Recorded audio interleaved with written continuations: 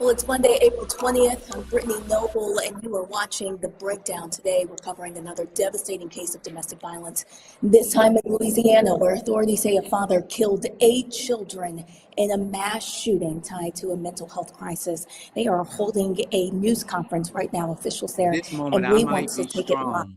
In the next moment, I might be weak. But we got to be able to say to somebody, is it okay if I lean on you? Sometimes we focus on what we cannot control. There come a time that we have to put it all in the Lord's hand. Trusting God in the time of crisis. Crisis has ways of shaking everything about us. Our plans, our peace, even our faith. It can come suddenly, bad news, loss, uncertainty, pressures we don't even see coming. The real question is not whether or not crisis will come, but the real question is, how will we respond to the crisis? Take your crisis to God first. Acknowledge who He is. Ask God for specific help. Leave the outcome into the hands of God. Do what you can, but release what you cannot handle. Stop trying to focus on outcome. Rest in God's ability to handle what you cannot. Don't panic, pray. Don't focus on fear, focus on God. Don't hold on, release it and put it into the hands of the Lord, and He will make a difference in your life. As what the Word of God has said, if this earthly house of this tabernacle be dissolved, I believe in my heart that these that died on yesterday are in the presence of the Lord. He says, and we know that all things work together for the good. We know it, we believe it, because our faith is strong. We believe that this situation, even though it's a tragedy, but it's going to bring us together for the good. And we'll be able to give God the glory after it's all over. So at this point in time, we're going to ask that Mayor Tom Arsenault will come. And after that, Council Chair Tabitha Taylor will come. Thank you, Pastor. We stand in difficult times.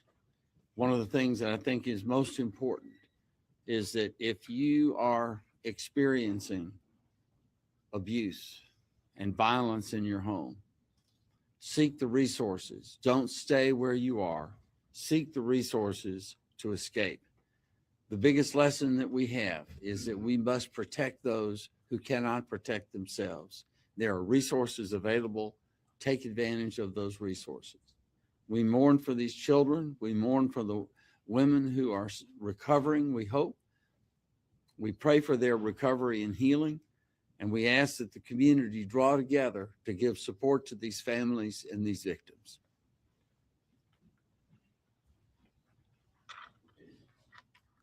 Good morning. On this morning, Satanya Smiles and I, who's an advocate in the Cedar Grove area, had the opportunity to go and speak with some of the family members of the victims that we lost on yesterday. And the family wanted us to express to you all to allow them to grieve and to go through this process, because this is not a process that is easy for them by any means.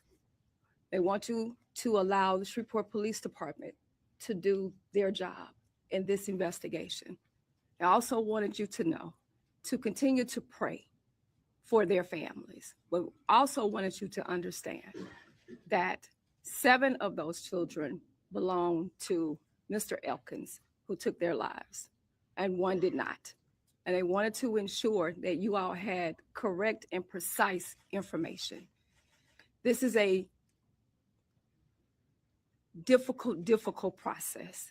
And at this point, what they are trying to do is to wrap their mind around what has occurred in their family.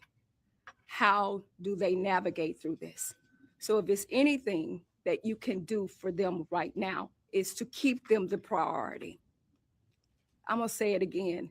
Keep them the priority and respect their wishes.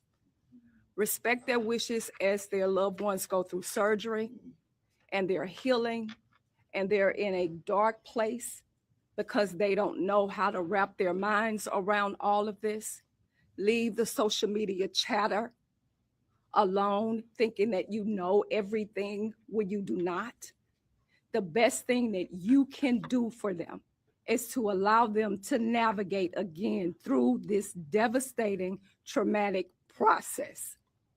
And from that point, as we respect their wishes, as they plan for the burial of the children and the grandchildren, I want you to think about the mothers that are the survivors, because there are 3 mothers at this point. One is in surgery at this time, that are going to be faced with immense pain, that's going to need all of us, the community long-term counseling, the father that is left here to grieve their child. And I want you to remember that more than anything, because it's people first. It's not your stories. It's not who posted first. It's them. It's all about them. And that as a community, as a nation in this country, and for all of the accolades that we have received here, the prayers of support from Canada, from Belgium, that I want you to understand that domestic violence is nobody's joke. It is real. And these are the residual effects of what happens if we're not paying attention. And it is a concerted, collaborative effort for us all to make. And you have to be intentional about that, because we're faced with a devastating tragedy in this city at this point in time. And we don't have all of the answers, but you can rest assured that the work that we started will continue, and we will fight this on behalf of this family. But right now, I am asking all of you to keep them lifted, and pray for them like you've never prayed before. This is what I'm asking of you from them. And as a community, as a city, as a state, as a nation, I know that we can do it. We've done it before, and we'll do it again. Thank you. At this time, we'd like to call the chairman of our public safety, Councilman Grayson Butcher. Good morning. Thank you, Reverend Green. Thank you, Chairwoman Taylor, Mayor Arsenault. First and foremost, when I woke up yesterday morning to the news of this, I was at a loss of words what to say to the community, because so many times in our society today, we stop at neighborhood boundaries. We stop at city boundaries. We stop at parish boundaries. Oh, that's not my neighborhood. Why should I care? This impacts our entire community. These children went to school all over the city. Just think of the trickle-down effect for the small kids that were looking forward to seeing their friend come to school today and having to learn that their child had passed away, that their best friend had passed away. That's a hard pill to swallow for a small child. So first and foremost, please pray for this family. Continue to pray for this family. Like Councilwoman Taylor said, this is not clickbait on your Facebook. If you could see my phone and the misinformation that has been sent to me today and yesterday, it would astound you. It's more like, I know more than you do about this situation. And what's so unfortunate about it is our police officers from 4 different jurisdictions are working 3 different scenes. There is no way that anyone can have information 100% until these officers finish their investigation. So please, to the citizens of Shreveport, regardless of what neighborhood you live in, from MLK to Southern Trace to Pines Road to Stoner Hill. Let the police department do their job. We have great officers, and this misinformation that's floating around is not good. Secondly, I would like to also remind everyone that in the city of Shreveport, we have a true epidemic of domestic violence. And that is something that should be a top priority of the city's administration, the city council, and law enforcement. There are all kinds of avenues that people can reach out to. If you have an issue and you feel unsafe, don't stay in that situation. Sheriff Whitehorn just opened up a domestic violence center. His department is well equipped to handle situations like this. It's staffed well. Please, if you feel like that you are in danger or your family members are in danger, reach out to them. There are also nonprofits like Project Celebration, Family Justice Center. There are plenty of avenues that we can reach out to. If a child feels uncomfortable and you're a teenager and you feel uncomfortable in your environment, go to your school counselor. Mr. Burton has counselors all over the Caddo Parish school system that can assist. This is a tragedy. This is heartbreaking. In my 8 years of being on the city council and my 24 years of being a firefighter, this has to be the worst event that I've seen. Lastly, I want to say, please lift up in prayer the first responders. I can tell you this will live with them forever. It will.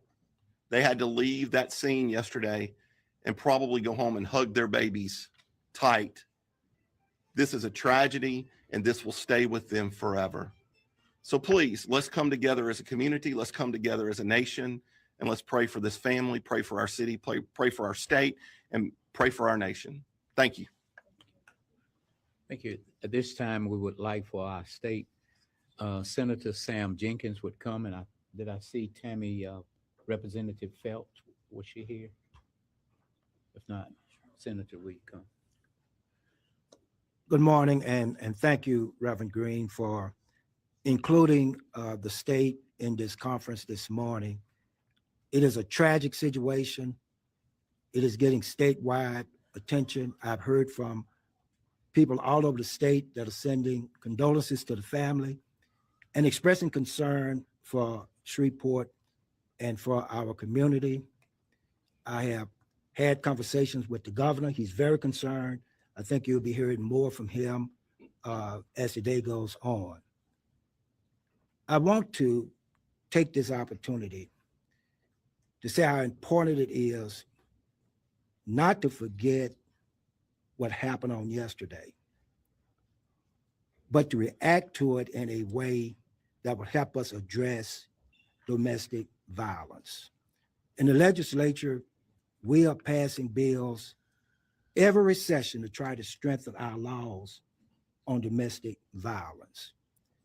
But this is becoming a matter where we need to put forth resources, manpower, woman power, talents at every level. At the root of many of these situations are social concerns, behavioral, and mental concerns that need to be addressed. I applaud Sheriff Whitehorn for what he's doing in this area. I applaud many of the advocates that have said to us time and time again, we need to do more so that we will not see situations like what played out here in Shreveport early on a Sunday morning. I hope that all of us will become recommitted to that effort, not just with lip service, but with resources and with the talent and with the desire to have a consistent means of tracking domestic violence, addressing it, and intervening. As they say, you as a community has to be a big part of that. If you see something, say something. That does not mean you're getting anybody in trouble. It means you are stopping trouble from coming. So please do that as a community. Thank you, Reverend Green for this opportunity to make these expressions this morning. I know that the community is in shock. Let's work together as the days ahead come upon us to address the family, to address the community. May God bless each of you. May God bless this great city that we live in. And may God continue to bless the great state of Louisiana. Thank you.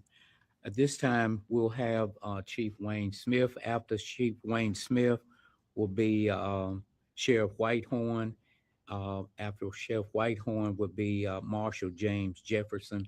After the Marshal come, the Superintendent Keith Burton will come.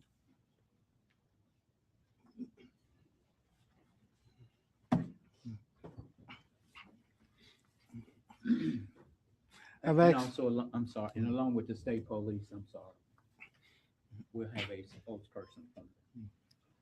Our deepest condolences goes out to the families, to everyone that's involved with this particular incident.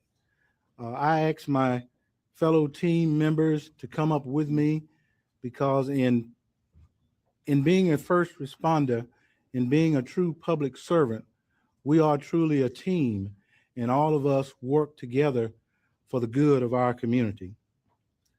November 19th, the early mornings of that day will go down in history, be written in the pages of history as one of the worst days that could have ever happened here in Shreveport. About 5:55 a.m. on Sunday morning, Shreveport police received the first call regarding a disturbance at a resident in the 300 block of West 79th Street. The caller stated that they were on top of a house. The suspect was inside and that a male had been shot. 3 minutes later at 5:58, dispatch received an additional call indicating the suspect was a relative of the caller. A minute later, 5:59 a.m., dispatch was advised that approximately 9 individuals resided at the location. The caller further stated that the suspect, identified as Shamar Elkins, had shot everyone inside the home. At 6:00 a.m., 1 minute later, the caller advised that she and her children had fled from the roof and were now in the backyard. 6:01 a.m., officers arrived on the scene. 6:03, officers made contact with the caller at the residence. At 6:05 approximately, officers requested the Shreveport Fire Department to stage at a nearby location close to Linwood. 6:07 a.m., a second call was received regarding a shooting in the 500 block of Harrison Street. The caller stated that her boyfriend had shot her, taken her 3 children, and fled the scene. 6:08 a.m., the victim identified the suspect as Shamar Elkins. At 6:10, dispatch linked the Harrison Street shooting with the shooting on West 79th Street and that they all were related. At 6:15, officers received information that the suspect had carjacked a red Kia Sportage at West 79th, closest to Linwood. At 6:17 a.m., our traffic units out on random patrol encountered or observed that particular vehicle traveling southbound on Interstate 49. The officers advised at 6:18 that they were crossing the Red River Bridge into Bossier City. At 6:20, officers received information that the children taken from the Harrison Street residence may be inside of the fleeing vehicle. 6:23 a.m., officers advised that they were exiting near Swan Lake area. 6:25 a.m. approximately, officers located the injured victims from the Harrison Street shooting. 6:29 a.m., officers made contact with the suspect through an exchange of gunfire. At 6:30 a.m., officers confirmed contact with the suspect in the 400 block of Brompton Lane. 6:40 a.m., officers advised that the suspect vehicle was empty and no children were located inside. 6:43 a.m., officers cleared the resident of West 79th Street where multiple deceased victims were located. 7:03 a.m., Shamar Elkins was pronounced deceased at the scene on Brompton Lane.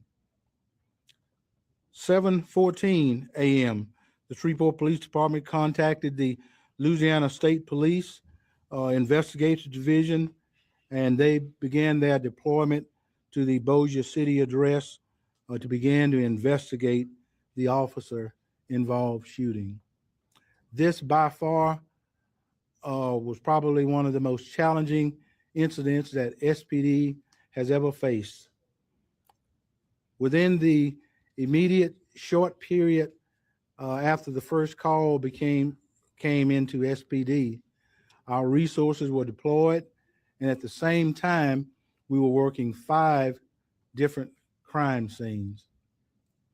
I can't let the SPD officers know how appreciative I am for them for maintaining professionalism throughout this entire event, staying strong, staying poised, doing what they were trained to do. I am so proud of all of them. I am so proud, and I thank all of my community team members, the Caddo Parish Sheriff Department. Immediately I received a call from the Caddo Parish Sheriff Department asking what resource you need, what can we do to help? That's what we do. I immediately received a call from our city marshal's office, James Jefferson, that said the same thing. We're here. What do we need to do to help? Louisiana State Police, I can't thank all of you gentlemen so much for being there for us. I immediately received call from the director of the FBI, from the director of the ATF, ready to deploy resources to assist in this effort. In the times to come, we will be offering peer assistance, counseling, and whatever is needed to our first responders that responded to that scene yesterday. Our investigators who was in the scene, our crime scene investigators, and the list just goes on and on and on. Throughout an event of this nature, we redeploy resources from anywhere in town to neutralize the threat and make the area safe. And those are the prime time when our team members come in to assist us keeping our city safe in other areas. And I can't thank you guys so much for all that you do. But the investigation has not concluded.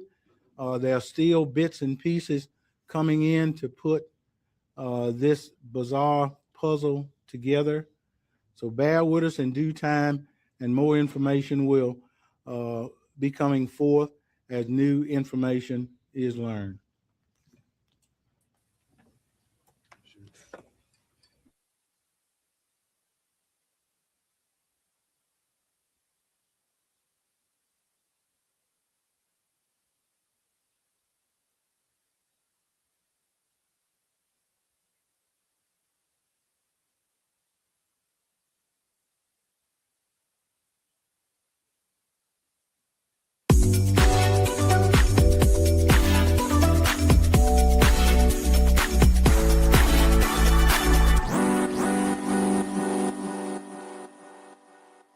With medicine and science under attack, I want to keep you and your family informed and healthy. I'm Dr. Ebony Hilton, and I knew at the age of 8 that I wanted to be a doctor.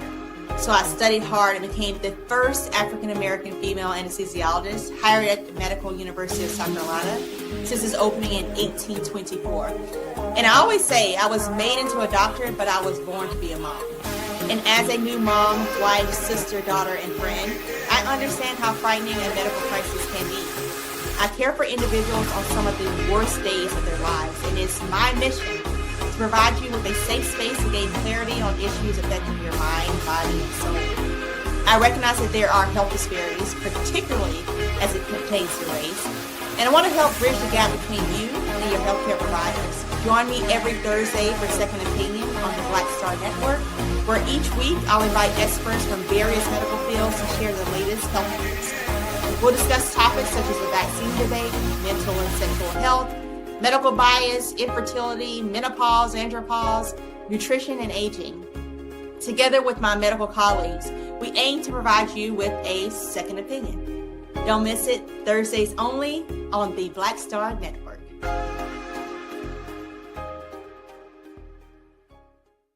If in this country right now, you have people get up in the morning and the only thing they can think about is how many people they can hurt, and they got the power, that's the time for mourning. For better or worse, what makes America special, it's that legal system that's supposed to protect minorities from the tyranny of the majority. We are at a point of a moral emergency. We must raise a voice of outrage. We must raise a voice of compassion. And we must raise a voice of unity. We are not in a crisis of party versus party. We are in a crisis of civilization, a human rights crisis, and a crisis of democracy itself. And guess what? You've been chosen to make sure that those that would destroy, those that would hate, don't have the final say, and they don't ultimately win.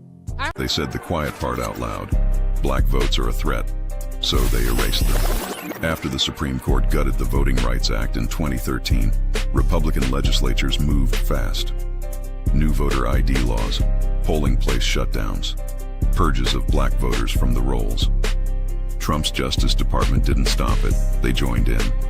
In 2018, his DOJ backed Ohio's voter purge system, a scheme that disproportionately erased black voters. Their goal, erase black votes and political power. Yeah, that happened. These are the kinds of stories that we cover every day on Roland Martin Unfiltered. Subscribe on YouTube and download the Black Star Network app. Support fact-based independent journalism that centers African Americans and the issues that matter to our community.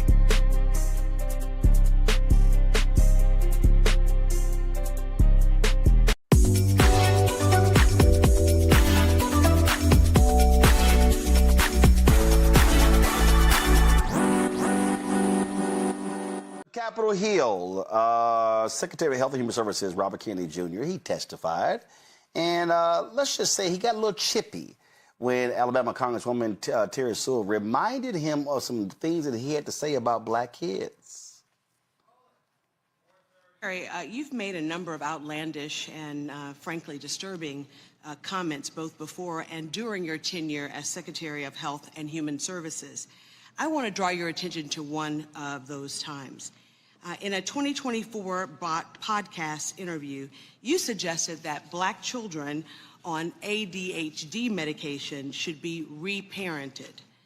You said every black kid is now just standardly put on Adderall, SSRI, benzos, which are known to induce violence, and that those children are going to have to go somewhere to get reparented. There is a lot to unpack in that comment. I know that you've already answered several of the questions I was going to ask, and so I'm just going to rephrase them. Mr. Secretary, you've already admitted that you are not board-certified physician, and you've already admitted that you did not go to medical school. Have you ever reparented, or parented, I should say, a black child? I don't even know what that phrase means, and I doubt just that a yes I or said no it. answer. I doubt that I Did said say that it. phrase. You No, absolutely I'm not said going to answer something that I didn't say. You absolutely said it. Oh, I'd like to hear the recording. So to be Because clear, it doesn't sir, make any sense. I'm I gonna don't even know reclaim what my it time. means. I don't either. That's why I'm asking. And by the way, so to be of clear, you're not a 26 doctor, you have no medical degree, and you have no formal medical training. You have never parented a black child. 24 of the 26 suggesting that HHS government- secretaries have not Secretary, had medical This is my degrees. time. And I say to the chairman, I want to reclaim my time. So you are not a doctor, have no formal medical training, and you've never parented a black child, and yet you are suggesting that the federal government should take black children away from their families and reparent them and send them off to some wellness farm instead of providing them with evidence-based. You're just medical making care. stuff up. I am absolutely not making this up. Mr. Secretary, in your opinion, what factors should the federal government consider when reparenting a black child who has been on ADHD or ADD? I don't even know what you're talking about, Congressman. I don't know what you're talking about. I don't know what reparenting even means. I don't either, but you said that. I did not say Mr. that. Secretary, for black families in the United States, the issue of family separation is not new. Our nation has a long and painful history of separating black children from their families. During slavery, black children were taken from their parents and sold with no regard for their humanity. And after slavery, black families continued to face forced separations through Jim Crow laws, discriminatory policing, and child welfare systems that too often assumed that black parents were unfit. Even today, black children are removed from their homes at higher rates than white children, not because of their greater harm, but because of longstanding bias and built-in institutionalism. For you to suggest that black families are not capable of raising their own children is deeply offensive. Sir, you are the Secretary of Health and Human Services for the world's most powerful country, and your words matter. When you suggest that reparenting black children, when you sow doubt about the safety of vaccines, and when you promote unproven statements that have no basis in science, you endanger the lives of everyone across this nation. Those children have parents, and to suggest that they have to be reparented is offensive. I never Secretary, suggested that. your words matter. When those words are careless, communities pay the price. When your words are imprecise, they create confusion. And when your words are dismissive, they cause real harm. So you don't have the pleasure, because of your position, to speak first and think later.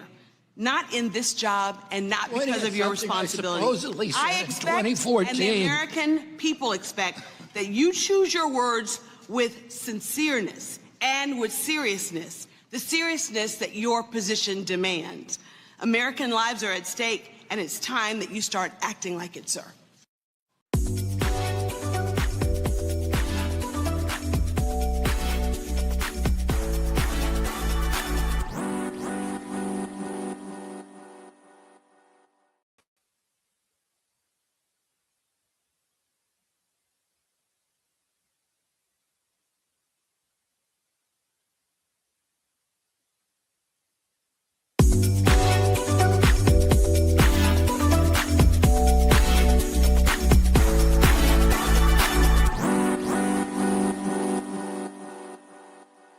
They said the quiet part out loud.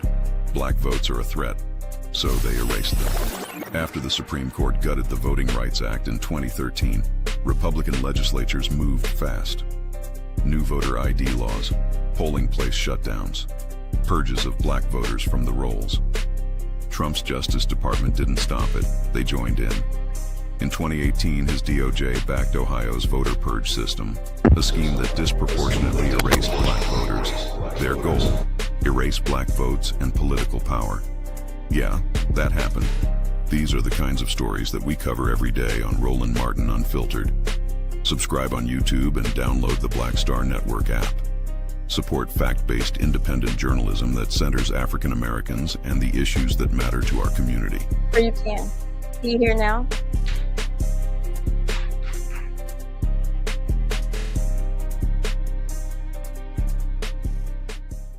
If in this country right now, you have people get up in the morning and the only thing they can think about is how many people they can hurt, and they got the power, that's the time for mourning. For better or worse, what makes America special, it's that legal system that's supposed to protect minorities from the tyranny of the majority. We are at a point of a moral emergency. We must raise a voice of outrage. We must raise a voice of compassion. And we must raise a voice of unity. We are not in a crisis of party versus party. We are in a crisis of civilization, a human rights crisis, and a crisis of democracy itself. And guess what? You've been chosen to make sure that those that would destroy, those that would hate, don't have the final say, and they don't ultimately win.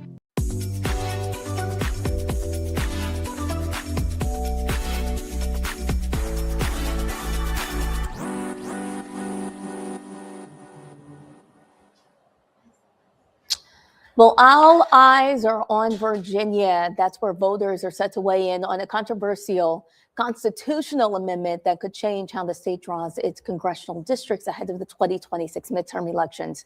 This proposal would allow lawmakers to step back into the redistricting process under certain conditions, something that supporters say is necessary as Republican-led states across the country move to aggressively redraw their own maps. Well, critics warn it could weaken the independent system that voters approved just a few years ago and open the door to more partisan control over district lines. Now, this outcome could have major implications, not just for Virginia, but for control of the U.S. House. And for Black voters, the stakes are especially high. Joining me now to break all of this down is Karen E. Charles Dongo. She is the campaign manager for Virginians for Fair Elections. Karen, thank you so much for joining us here on the Thank you for having me. Thank you for having me.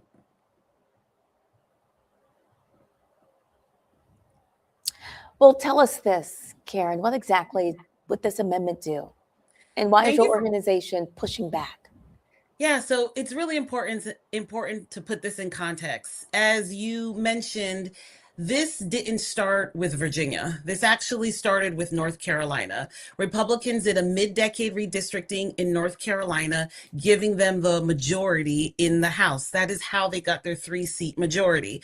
And then President Trump asked Texas to do the same because he's about to lose power and he wanted Texas to find him 5 seats. His words are, "I'm entitled to 5 more seats."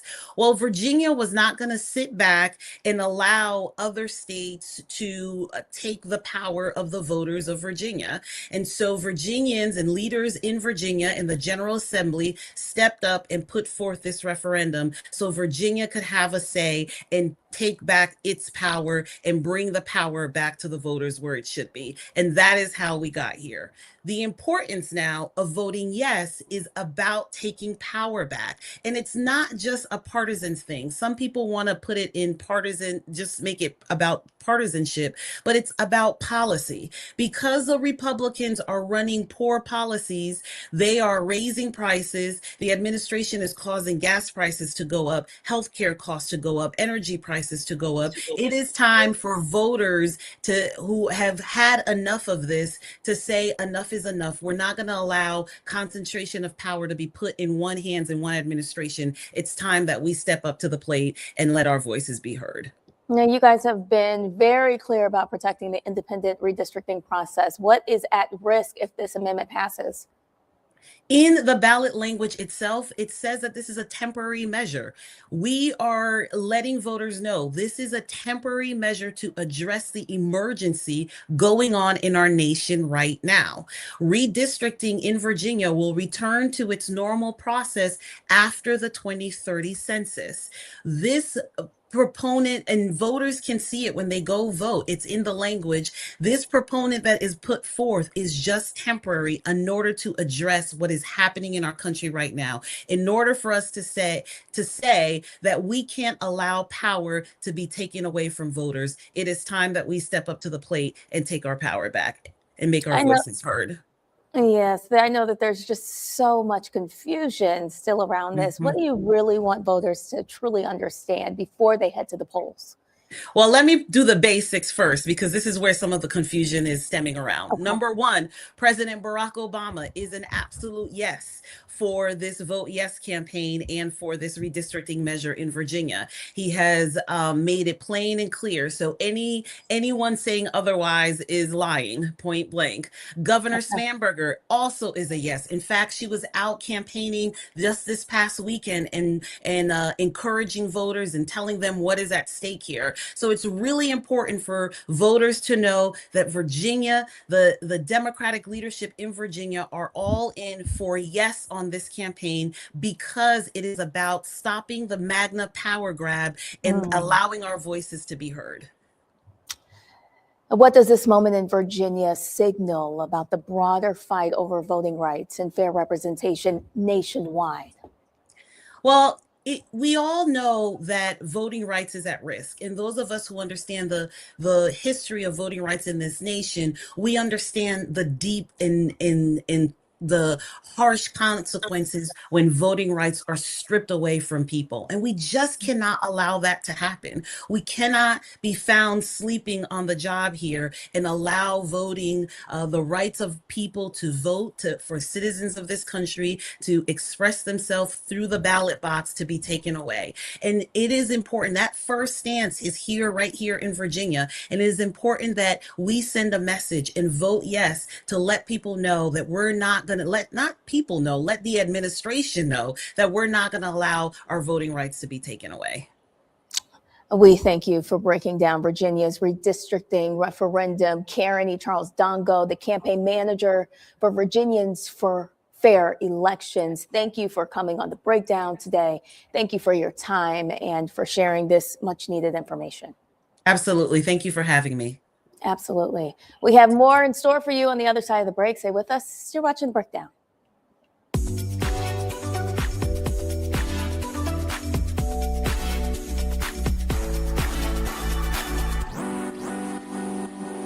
Folks, Black Star Network is here. Hold no punches. I'm real revolutionary right now. Support this man, Black Media. He makes sure that our stories are told. Thank you for being the voice of Black America, Roland. Stay black. I love y'all. All momentum we have now, we have to keep this going. The video looks phenomenal. See, this difference between Black Star Network and Black-owned media and something like CNN. You can't be Black-owned media and be scared. It's time to be smart. Bring your eyeballs home. You dig?